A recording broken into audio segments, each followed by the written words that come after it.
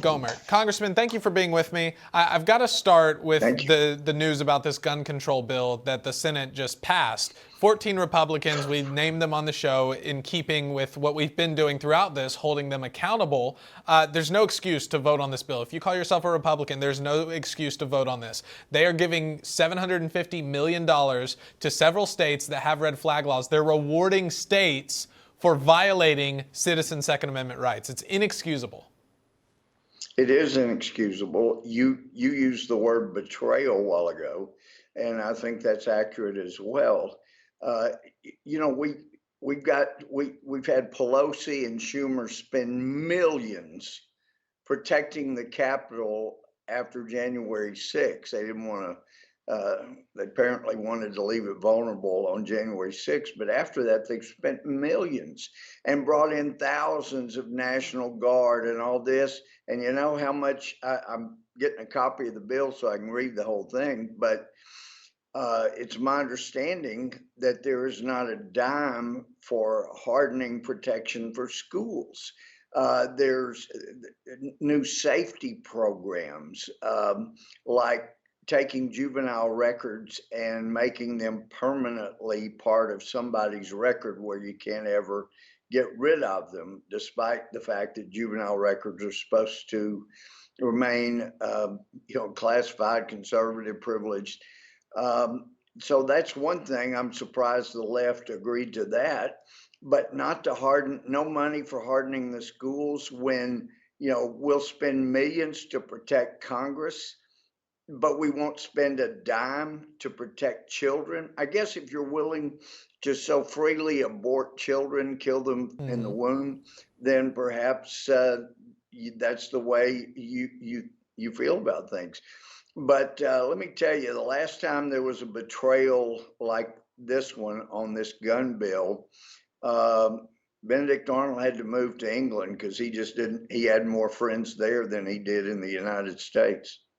Yeah, I'll go a step further. Millions of people, or millions of dollars rather, is funded to protect people in Congress. $55 billion has been sent to protect people in Ukraine. Meanwhile, our own children, our own little kids here in America, we can't get them a dime in protection for their schools. No armed resource officers, no police officers, nothing like that. It really is a disgrace. You're absolutely. Well, in Addison, it's consistent with your other story you were just reporting about the jabs for kids 5 and under.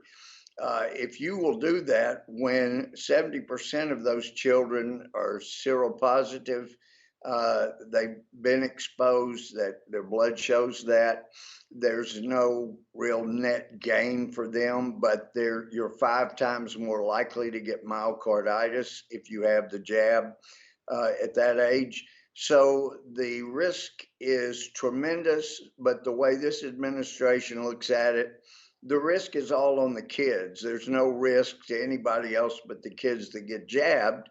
And when you compare risk and reward, well, the reward is billions more dollars to big pharma that's going to keep Democrats in office. So that's their analysis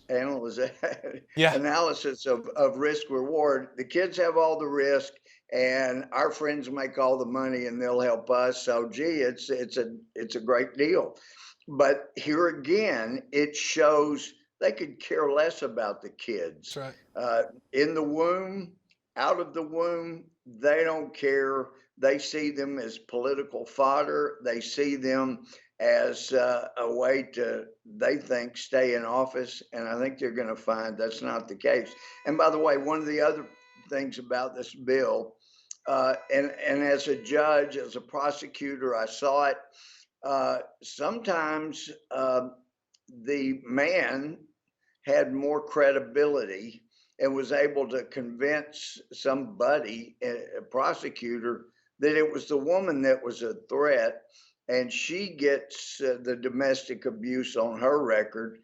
And under this bill, she would never be able to even have anybody give her a gun. And that's also because of the the new laws on straw purchases. Well, straw purchases are already illegal, but this seems to take it a step further. So if you know of a domestic abuse victim and they don't have a gun and you give them a gun, you may have just become a felon. Yeah, it's absolutely absurd. And you bring up a good point with abortion because the left, they definitely don't care about preborn babies, unborn children in the womb. They don't seem to care about them outside of the womb either. If they did, maybe they'd be worth spending a little bit of money on to protect them at school. Right. But the left doesn't think that they are worth that.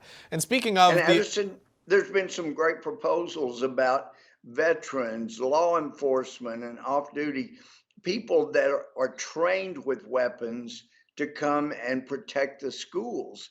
And there is none of that here. And again, it goes back to Pelosi. She'll spend millions of dollars to protect herself here at the Capitol. She'll open a new Capitol Police Station in San Francisco to protect her. But a few bucks to protect kids at their schools, no, we're not going to have that. Yeah, and right now I'm seeing this. The Rise Up for Abortion Rights group has been protesting outside the Supreme Court. Yes.